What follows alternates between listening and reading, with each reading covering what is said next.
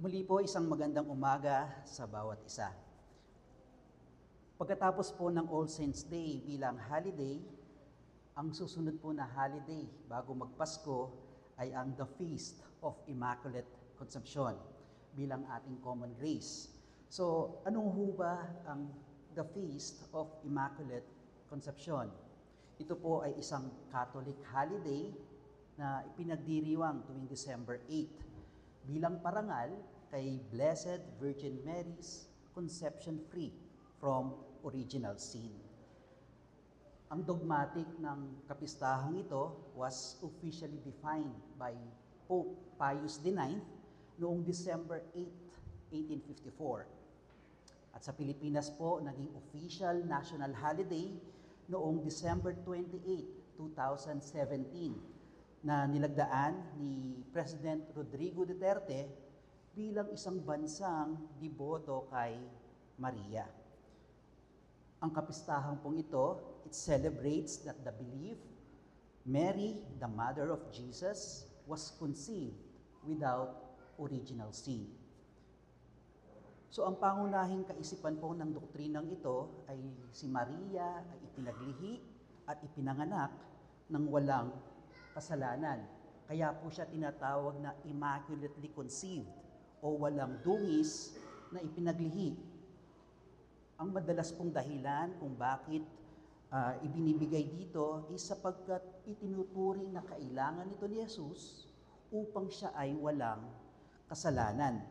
Sa madaling salita, para maging walang kasalanan si Kristo, dapat din ang kanyang ina ay walang kasalanan.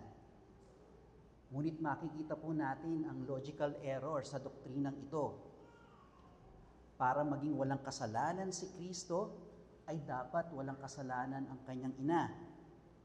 Kung gayon, para maging walang kasalanan si Maria, dapat ang kanyang ina ay wala ring kasalanan. At kung ipagpapatuloy natin to pabalik kay Eva, alam nating lahat na si Eva ay hindi walang kasalanan. At sa kasulatan, wala pong anumang patunay na sumusuporta sa doktrinang ito. Ang dapat po nating alalahanin, ang ating pagkakasala ay hindi nagmula sa babae na si Eva o sa babae bilang asawa, kundi sa lalaki na si Adan. Tayo po ay nagkasala dahil sa ipinataw na kasalanan kay Adan. At hindi kailanman kailangan walang kasalanan ng ina ni Kristo upang siya mismo ay walang kasalanan. Sapagkat si Kristo ang itinalaga ng Diyos bilang ikalawang Adan. Kaya tulad ni Adan, bago siya nagkasala, si Jesucristo mismo ay walang kasalanan. Si Kristo, tulad po ni Adan, bilang federal head, ay kumakatawan sa lahat ng kanyang kinakatawan. Ang ibig sabihin po ngayon, ang Immaculate Conception ay natatangi lamang sa ating Panginoong Jesucristo at hindi kay Maria. Ang lahat po ng mga ibang anak ni Adan ay makasalanan. Kabilang na po rito si Maria. Tulad ng lahat ng makasalanan, si Maria ay nangangailangan din ng kaligtasan mula sa ating Panginoong Hesus. Ngunit kinikilala po natin ang mahalagang papel na ginampanan ni Maria sa layunin ng pagdubos ng Diyos. Bagamat po ang kalagayan ni Kristo ay katulad ng kay Adan, si Kristo po ay higit na dakila kaysa kay Adan.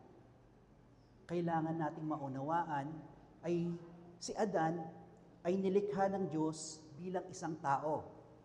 Ngunit ang ating Panginoong Hesukristo bilang anak ng Diyos ay hindi kailanman nilikha. Ang nangyari po sa ating Panginoong Hesus ay maaari nating ibuod sa pinakadakilang pahayag ng mga mananampalatayang Kristiyano. Isang simple, ngunit mabigat at malalim na pahayag ang Diyos ay naging tao. Sa panahon po natin ngayon, tayo ay nasanay na sa pahayag na ito. Naging bahagi na nating pananampalataya. Naging bahagi na rin ng ating mga awitin. Kaya bahagya na lamang ang nating nararamdaman ang kahalagahan at lalim ng pahayag na ito. Sa susunod po na buwan ng Disyembre, ginugunita at ipinagdiriwang natin ng buong ingay sa buong Kristyanismo ang kapanganakan ni Hesukristo. Ang buong mundo ay binibigkas ang pahayag na ito.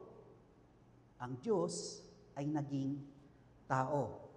Kaya po sa umagang ito, nais kong bigyan diin ang tamang pangunawa sa pahayag na ito. Kaya gagamitin po natin ang sulat mula sa Hebrews bilang batayan ng ating pagbubulay-bulay sa simple, maikli, ngunit malalim na pahayag. Ang Diyos ay naging tao. Makipagbukas po kayo sa akin sa Hebrews chapter 2, verse 5 to 9.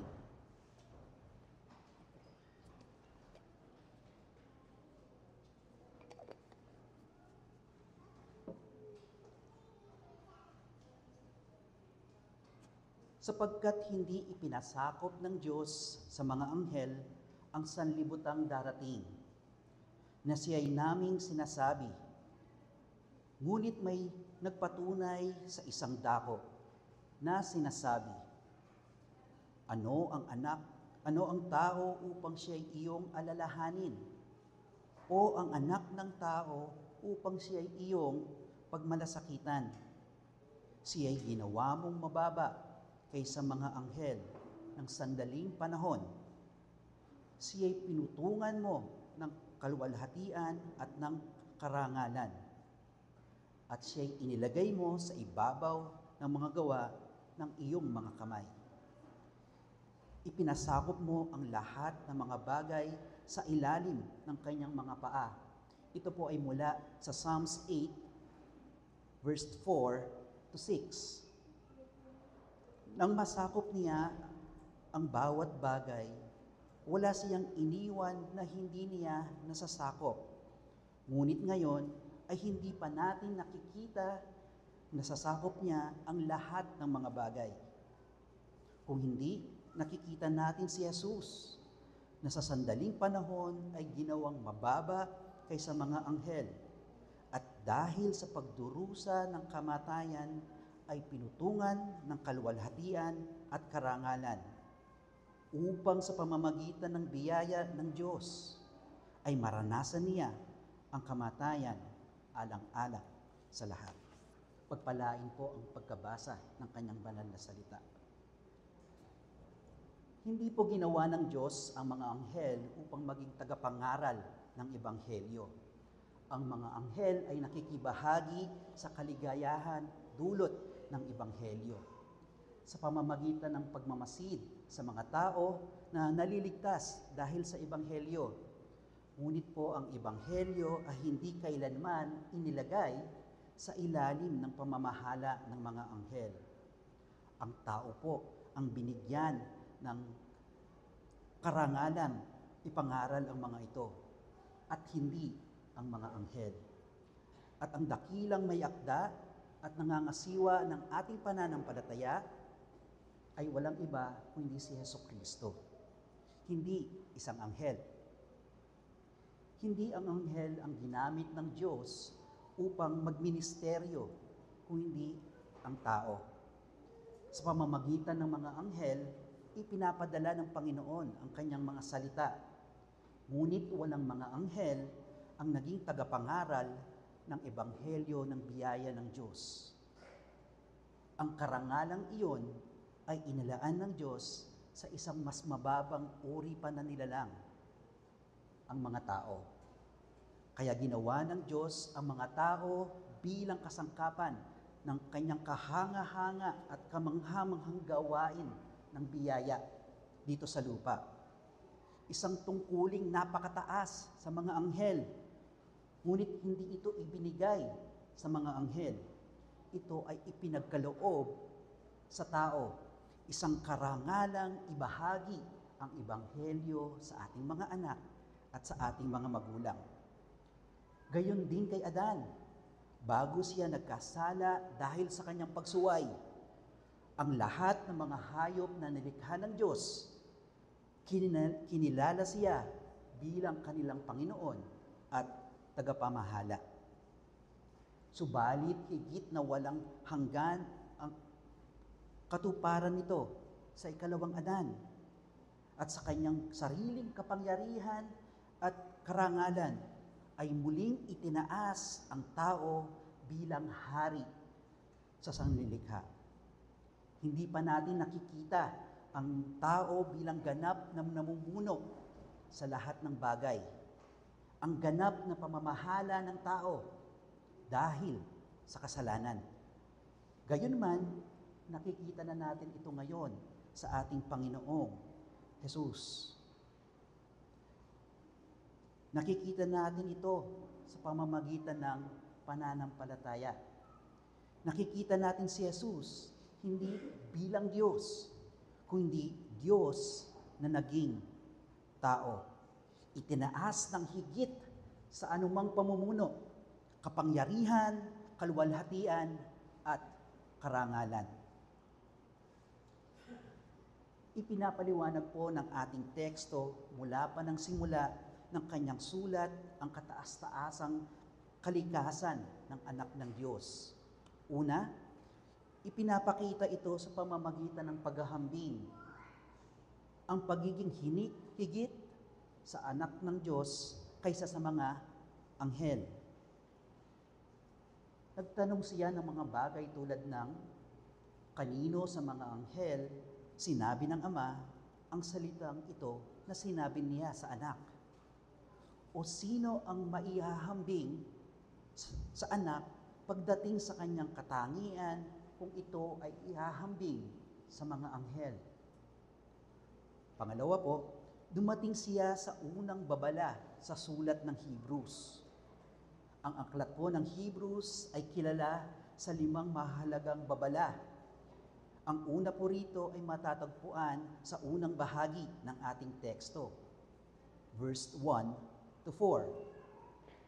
Ang babalang ito ay ukol sa pagpapaalala sa atin na huwag tayong magpadala sa palayo o pag-anod mula sa katotohanan.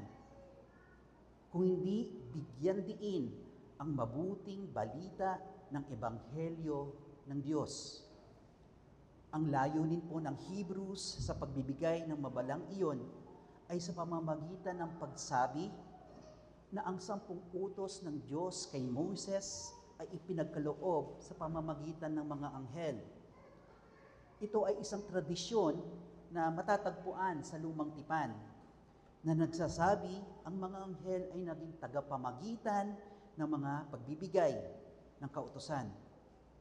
At sinabi ng Hebrews, kung ang paglabag sa kautosang ipinagkaloob sa pamamagitan ng mga anghel ay may katumbas na kaparusahan, gaano pa ngayon ang magiging parusa kung pababayaan natin o baliwalain ang dakilang kaligtasan ipinagkakaloob sa pamamagitan ng anak. Makikita natin dito na patuloy niyang pinatutunayan ang kataas-taasang kalagayan ng anak kaysa sa mga anghel.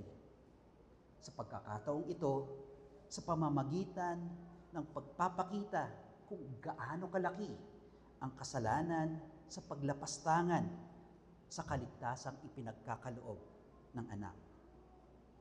Higit pa ito sa paglabag sa kautosang ipinasa sa mga anghel. Kaya ginamit sa ating talata ang Psalms 8 upang ipaalala sa atin kung ano nga ba ang layunin ng Diyos sa paglalang ng tao. Ang sagot po ay malinaw nating mababasa.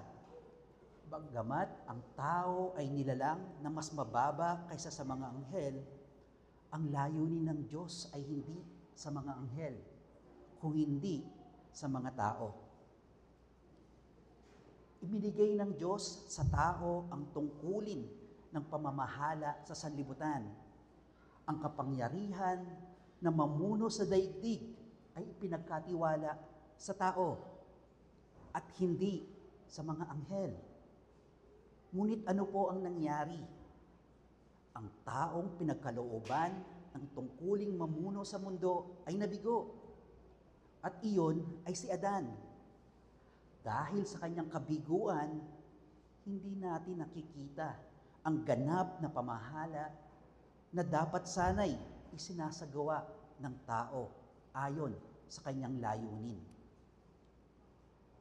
Gumawa ang Hebrews ng isang malinaw na paghahambing.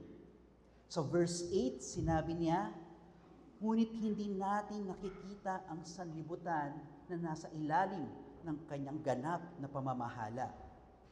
Ibig sabihin, hindi pa sa lahat ng mga bagay. Ngunit sa verse 9, ipinapakita ang isang matinding kaibahan. Ngunit nakikita natin si Jesus. Sa unang pagkakataon, ipinangalan ng ating teksto ang tinutukoy niyang anak ng Diyos. Ang unang bahagi ng kanyang sulat, ito ang unang pagkakataon na tuwirang ipinakilala niya kung sino ang anak na mas dakila kaysa sa mga anghel. At malinaw niyang ipinapahayag ang isa na higit sa mga anghel ay siyang tutupad ngayon ng pamamahalang hindi nagawa ni Adan. Walang iba kundi si Hesukristo. Ito po ang kailangan nating maunawaan. Paano natin malalaman kung si Adan ay magtatagumpay? Kung si Adan po ay magtatagumpay, ang sabi sa kanya ng Diyos, siya ay mabubuhay. Ngunit kung siya ay mabibigo, siya ay mamamatay. Sa kabilang banda, sinasabi po ng ating teksto, si Jesus ay inilarawan bilang pinutungan ng kaluwalhatian at ng karangalan. Isang bagay po na hindi nangyari kay Adan. Ngunit paano ito nangyari? Sa paraang kabaliktaran ng kay Adan. Kung si Adan ay nagtagumpay, siya ay mabubuhay. Ngunit si Jesus ang nagtagumpay at ngayon ay pinagkalooban ng kapangyarihan at ng karangalan. Ngunit sa paanong paraan? Sa pamamagitan ng kamatayan. Iyon po ang hindi makatwiran. Iyon ang hindi kailangan nating maunawaan. Yun ang hiwaga ngayon. Ang tanging sagot kung bakit naging tao ang Diyos. At iyon ay upang mamatay. Sapagkat ito ang kamatayan ng isang kahalili upang makamit niya ang pamamahalang hindi natupad ni Adan. Ang Diyos ay naging tao upang akuin ang parusa ng kasalanan bilang isang kahalili at upang maghari sa kaluwalhatiang nararapat sa isang hari. Ang sabi po ni Pastor Noel Espinosa, God became man to be a substitute for the punishment of sin.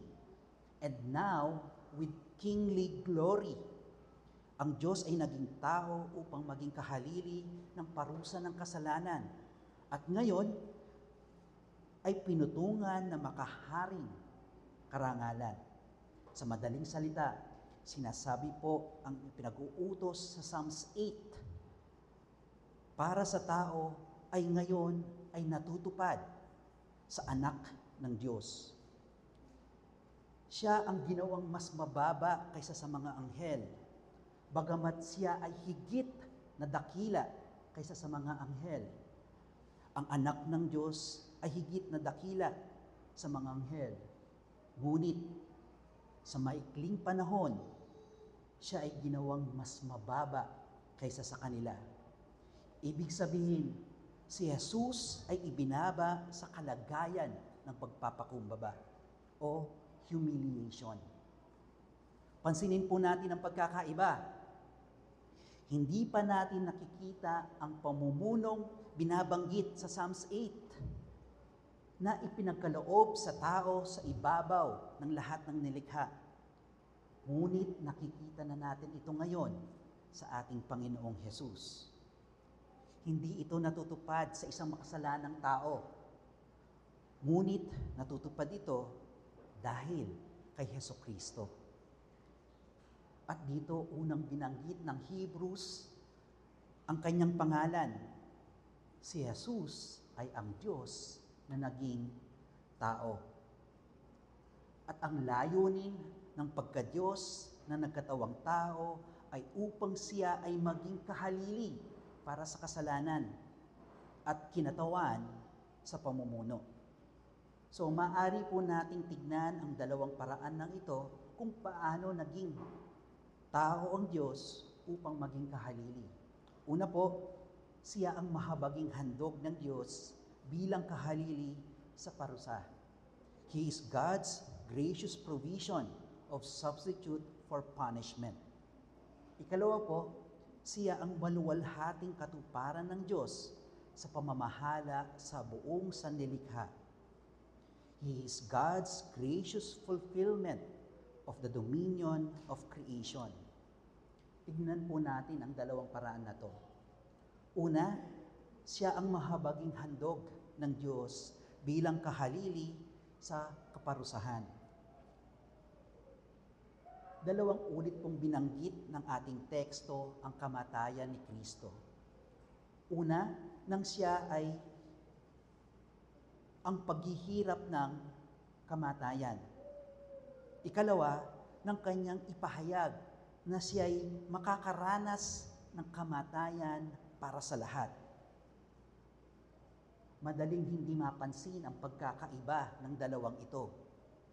Sapagkat sa kaso po ni Adan, kung siya ay mabibigo, siya ay mamamatay. Iyon ang babala ng Diyos sa kanya. Sa araw na kainin mo ang ipinagbabawal na bunga, tiyak kang mamamatay. Genesis 2:17. Ang kamatayan ay ang bunga ng pagkabigo ni Adan.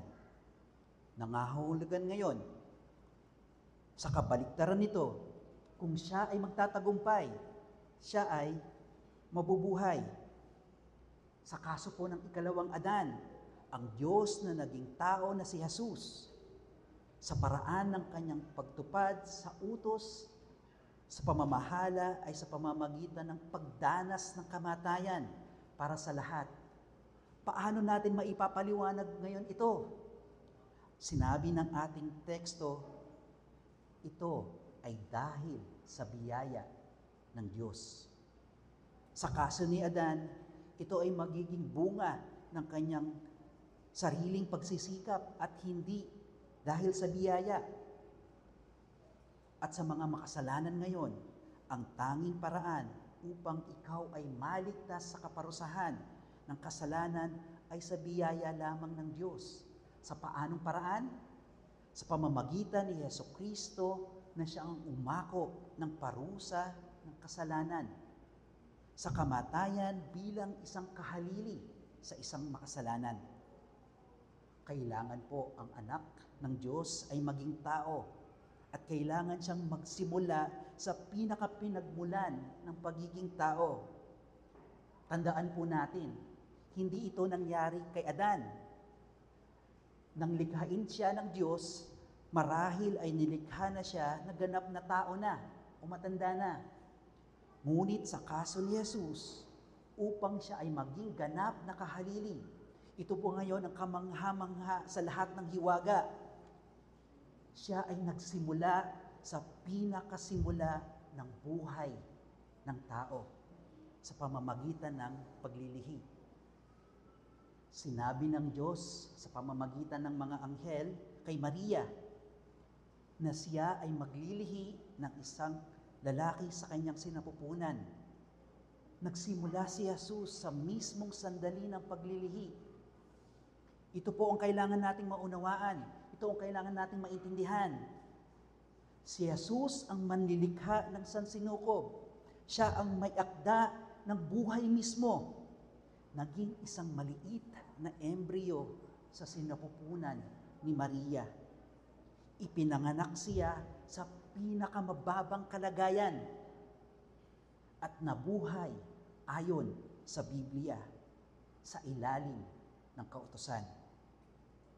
Kailangan niyang masunod ang bawat aspeto ng kautusan. Kung siya ay lalabag kahit sa isang bahagi lamang ng kautusan, si Jesus ay hindi nakarapat-dapat bilang isang kahalili. Ngunit nasunod niya ang lahat na sinasabi ng nasa kautusan. Ang kautusang hindi natin kayang sundin sa loob ng ating buong buhay. Si Jesus, sa kanyang pagkatao, tinupad ang lahat ng mga iyon. At hindi pa doon nagtatapos. Siya ang walang kasalanan ay namatay sa kamatayan ng isang makasalanan. Muli, paano mo ito maipapaliwanag? Ipinahayag ito sa ating teksto sa isang mas malinaw at mas personal na pahayag.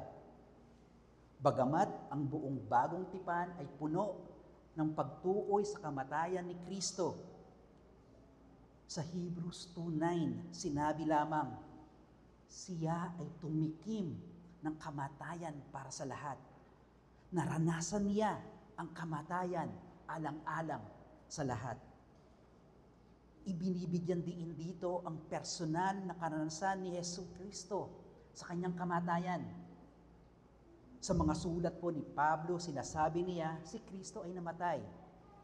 Sa mas theological na paraan, si Kristo ay namatay para sa mga makasalanan. Ngunit sa Hebrews, sinabi niya, siya ay tumikim ng kamatayan para sa lahat. Napaka-personal. Maaari nating mahalimbawa dito ay ang ating panlasa. Hindi ko matitikman ang iyong mga nalasahan at hindi mo rin natitikman ang aking nalasahan. Si Jesus ay gayon din. Siya ay dumanas ng matinding hirap at kasindak-sindak na karanasan ng kamatayan. Siya ang namatay para sa isang makasalanan. Ang salitang nangingibabaw dito ay tinikman niya.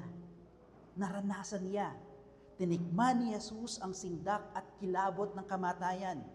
Naranasan ni Jesus ang pinakakahabag-habag, pinakakahiyahiyang uri ng kamatayan.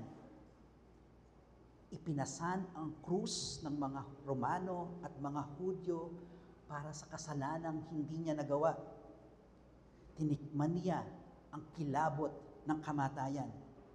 Isang karanasan na hindi kailanman natin matitikman. Sapagkat si Jesus ay namatay sa krus. At sa krus na yon, ipinahayag niya ang matinding dalamhati. Diyos ko, bakit mo ako pinabayaan?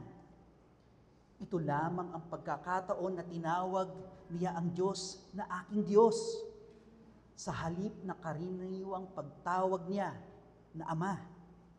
Sapagkat sa sandaling iyon, naramdaman ni Jesus ang paghihiwalay sa Ama. Sapagkat sa sandaling iyon, yun ang tunay na kakilakilabot ng kamatayan ni Jesus. Isang kilabot na tanging maihahambing ay ang walang hanggang pagdurusa sa impyerno. Ngunit inarap lahat ito ni Jesus sa pamamagitan ng kamatayan sa krus. Kamatayan sana ay nararapat para sa iyo at para sa akin. Si Jesus ang umako ng sindak at pighati ng isang kahalili para sa iba. Ngayon po ang hamon ko, hanapin natin ang biyaya ng pagkakatawang tao sa krus ng kahalili. Ang biyayang nagligtas sa pamamagitan ng kanyang sakripisyo. Ito ang aral, ito ang dakilang pahayag. Ang Diyos ay naging tao. Bakit? Upang ba ipagdiwang natin ang sabsaban? Hindi po natin maipagkakaila sa ating panahon ngayon. Mas binibigyan diin ang sabsaban. Ngunit ang sabsaban po ay walang kabuluhan kung ito lamang ang pagtotoonan natin. Nagkakaroon lamang ito ng kahulugan dahil sa kamanghamanghang katotohanan. Ang Diyos ay naging tao upang tuparin ang layunin ng Diyos para sa sangkatauhan. Ang layuning nabigo, gampanan ni Adan. Gayunman, napakarami pa rin sa atin ang nagdiriwan ng tradisyonal na Pasko, ngunit walang anumang interest sa krus ng ating Panginoong Hesukristo. Ang sabsaban ay walang saysay kung hindi natin nakikita ang ugnayan nito patungo sa krus. Sapagkat si Jesus ay namatay bilang kahalili. Taglay ang kamatayan na dapat sana na ikaw at ako. At tanging ang paraan upang mapagdaanan iyon ay ang pagdurusa sa walang hanggan sa impyerno. Lubos nating hindi nauunawaan ang kahulugan kung bakit naging tao ang Diyos kung hindi natin nauunawaan ang kahalili sa krus. Ang tanong po sa atin, kilala mo ba ang kahaliling iyon? Lumalapit ka ba sa Diyos sa pamamagitan niya? O lumalapit ka sa iyong sariling paraan?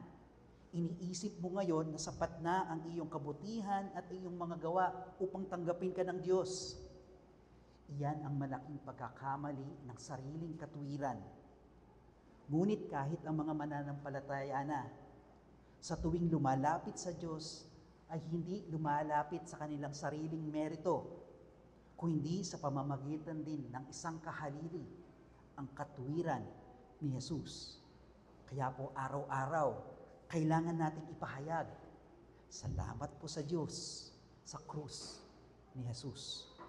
Hindi lamang para sa sabsaban, kung hindi sa kamanghamanghang katotohanan, ang Diyos ay naging tao bilang isang kahalili. Ang ating mga kasalanan ay ibinilang kay Kristo, bagamat hindi siya nagkasala.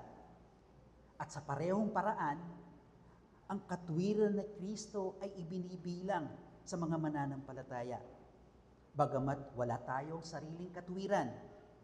Iyan ngayon ang dakilang palitan. Iyan ang ibig sabihin ngayon ng isang kahalili. Nawa, maunawaan po natin at luwalhatiin ang Diyos dahil dito.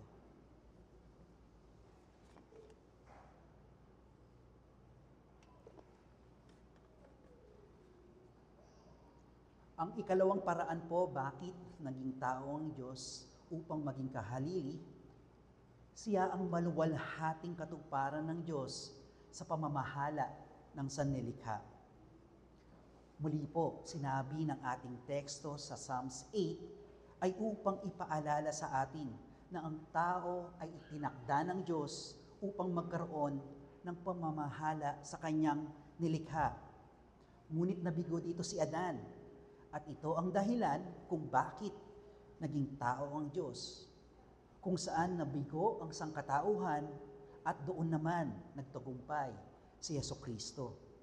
Siya ang tutupad ng ganap na pamamahala sa lahat ng nilikha.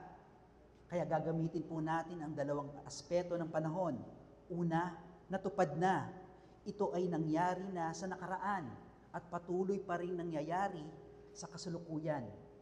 Ikalawa, ito ay tutupad pa rin dahil hindi pa natutupad ang lahat ng mga ito. Ito ay ganap na maisasakatuparan sa hinaharap. Ito po ang diwa ng ating verse 8 sa ating teksto. Hindi pa natin nakikita ngayon. Hindi pa natin nakikita ang lubos sa lahat ng pamamahala sa pamumuno ni Kristo. Tignan mo lamang ang ating paligid. Marami pa rin sa ating mga institusyon ang hindi pa kinikilala ang pagiging Panginoon ni Jesucristo. Halimbawa na lamang dito ang ating gobyerno. Hindi ito magtitipon para parangalan si Jesus. Hindi na po tayo kailangan lumabas pa. Marahil meron ho rito na hindi pa nagpapasakop sa paghahari ni Kristo, sapagkat ang pamumunog ito ay nakikita lamang sa pamamagitan ng pananampalataya. Ngunit darating ang panahon na muling babalik si Kristo gaya ng sinasabi ng Philippians 2:11 at ipahayag ng bawat dila na si Jesucristo ay Panginoon. Mangyayari iyon, ngunit hindi pa sa ngayon. Kaya't sinasabi ng ating teksto, hindi pa natin nakikita. Hindi pa natin nakikita ito sa lahat ng mga bagay. Ngunit nakikita na natin ngayon si Jesus.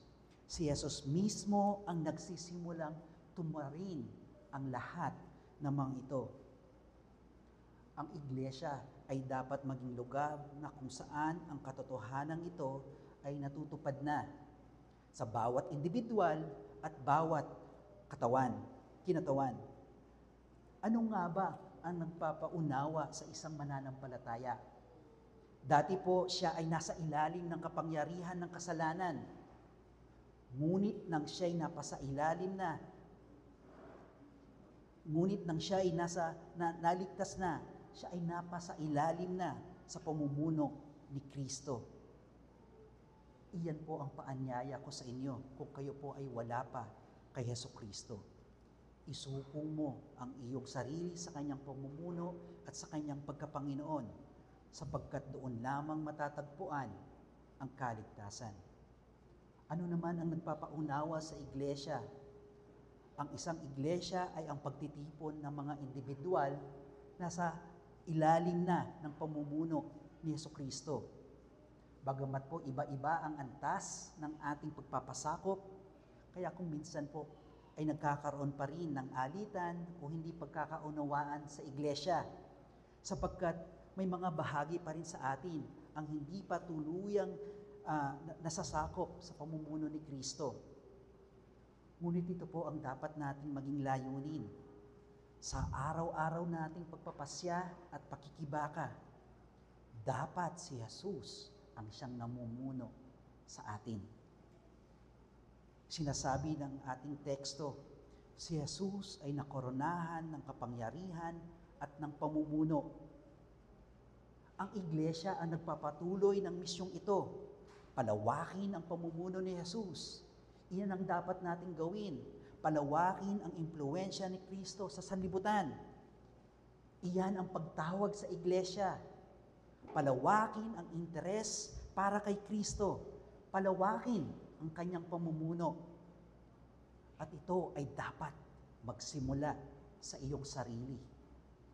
Iyan ang kahalagahan ngayon ng pagkakaroon ng family at personal devotion, prayer at meditation.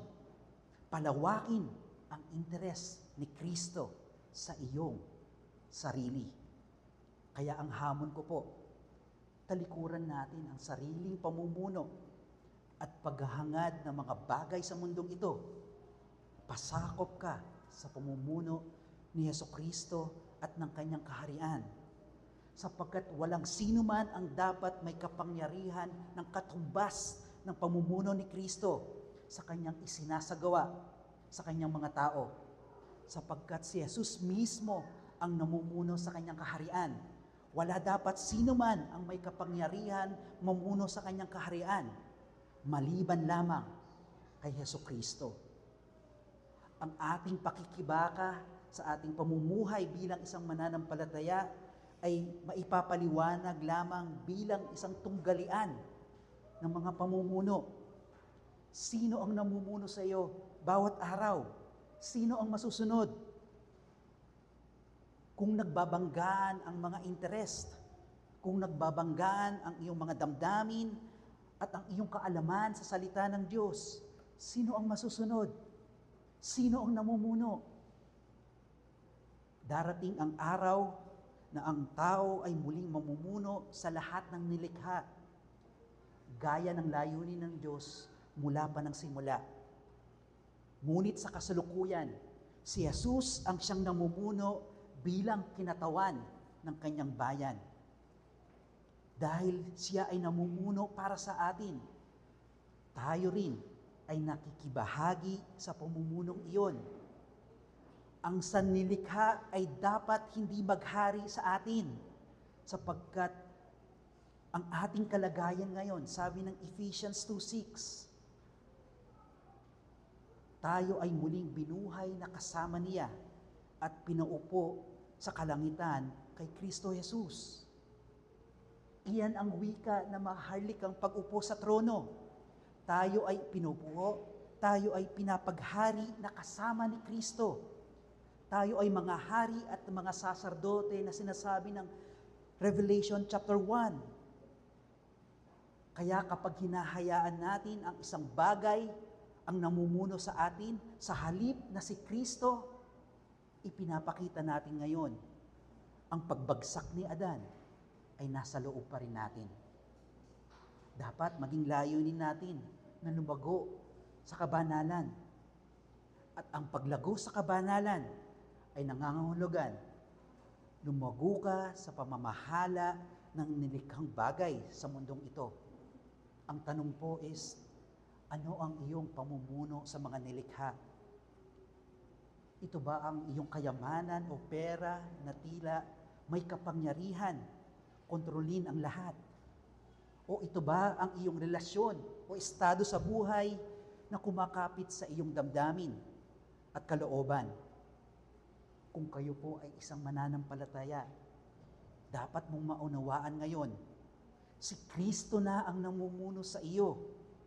Ikaw din ay dapat mamuno sa mga bagay na kanyang pinamumunuan. Siya ay namumuno hindi dahil siya ay Diyos, kundi dahil siya ay Diyos na naging tao. Kaya wala pong dahilan ang isang mananampalataya kay Kristo na huwag mamuno na kasama niya. Pamahalaanan mo ang makasalanang pagkatao at mga pagnanasa. Ang sagot po sa tanong, bakit naging tao ang Diyos, ay malinaw. Naging kahalili siya para sa iyo at para sa atin. Muli mong ipahayag ang kahalagahan ng katotohanan ito. Ang Diyos ay naging tao upang isabuhay ang dapat sana na ikaw at ako ang nabubuhay, ngunit hindi natin kaya. At upang mamatay ng kamatayan na dapat ay ikaw at ako ang nararapat. Ngunit si Jesus ang tumupad ng lahat ng mga ito. Tayo po'y manalangin. Mahabagin naming Diyos, salamat po sa iyong biyaya na ipinagkaloob mo ang iyong bugtong na anak para sa aming mga makasalanan, upang makita namin ang iyong pag-ibig at kaluwalhatian ay tunay na nangingibabaw sa aming mga puso. Nawa, ikaw lamang ang siyang maparangalan at madakila sa aming mga buhay. At ito ay aming dinadalangin sa tanging pangalan po ng aming Panginoong Jesucristo. Amen. Amen.